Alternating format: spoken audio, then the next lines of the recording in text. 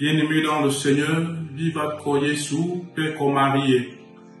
Bienvenue à la méditation de ce 5e dimanche de Pâques, année liturgique C. Et les textes qui sont soumis à notre méditation, et en particulier le texte de l'Évangile, qui est tiré de Jean chapitre 13, verset 31 au verset 35, nous donne une panoplie de choses à méditer. Mais j'aimerais que nous intitulions ce texte-là comme le testament que Jésus laisse à ses disciples au moment de les quitter. Il leur donne un commandement nouveau. Et d'ailleurs, il nous le donne aujourd'hui. On dit quand Judas fut sorti, ça c'est le soir du jeudi saint, quand Jésus se prépare déjà à quitter cette terre parce qu'il sent son heure arriver. Judas, qui l'a trahi, est sorti. Et nous savons, quand Judas est sorti, il faisait noir. Et donc ceux qui sont restés fidèles à lui, il leur donne ce commandement nouveau, c'est de vous aimer les uns les autres.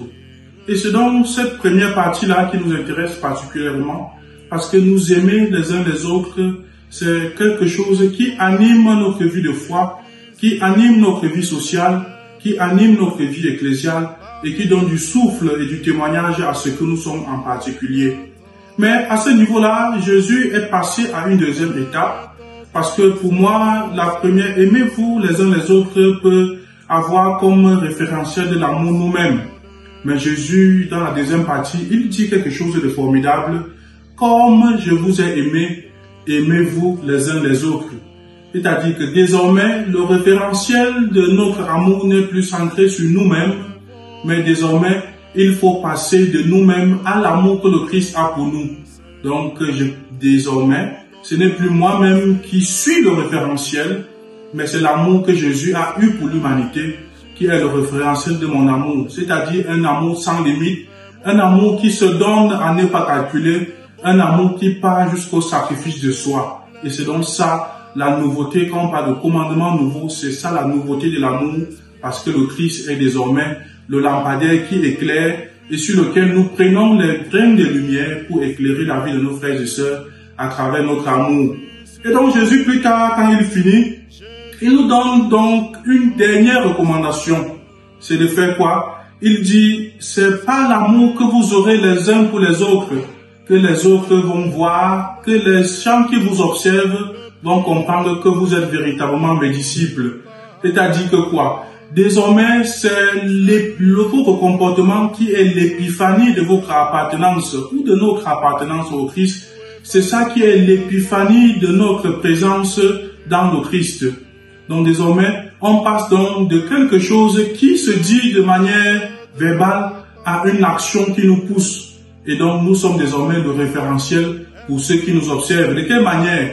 Que dire que je suis chrétien n'est pas quelque chose de verbal qu'il faut annoncer, mais c'est mon comportement qui doit justifier ou qui doit amener les autres à comprendre autour de moi que effectivement, voilà les disciples du Christ. Si frères et sœurs, nous restons dispersés, quel témoignage de vie nous rendons? Jésus nous appelle donc aujourd'hui, et le Saint Jean-Marie Vianney nous disait que les paroles peuvent persuader, mais les exemples entraînent. Que ce soit par notre témoignage de vie, par l'amour que nous avons d'abord entre nous les chrétiens, et avec toutes les autres religions, que ce soit l'amour que nous offrons à nos frères et sœurs de manière concrète et non par les paroles, que les gens arrivent à comprendre que non, telle personne est chrétienne et telle personne va à l'église effectivement.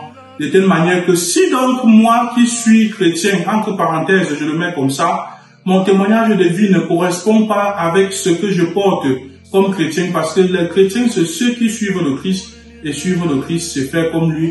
Il nous a aimés jusqu'à donner sa vie pour nous et il nous invite donc aujourd'hui à faire de même comme lui. Prions donc en ce dimanche en particulier que la Vierge Marie intercède pour nous, qu'elle nous aide afin que désormais le témoignage de notre vie ne soit plus seulement dans la parole, mais que à travers des actes concrets d'amour que nous posons, ayant pour référence l'amour du Christ pour nous et non notre amour à nous-mêmes, nous soyons cette lumière qui brille au cœur du monde, qui semble sombrer dans les difficultés multiples. Et qu'en cette année de l'espérance, que notre amour donne de la joie et l'espérance à ceux qui traversent des moments difficiles. Que la lumière du Christ ressuscité éclaire chacun dans sa vie et que la Vierge Marie intercède pour nous. Loué soit Jésus-Christ.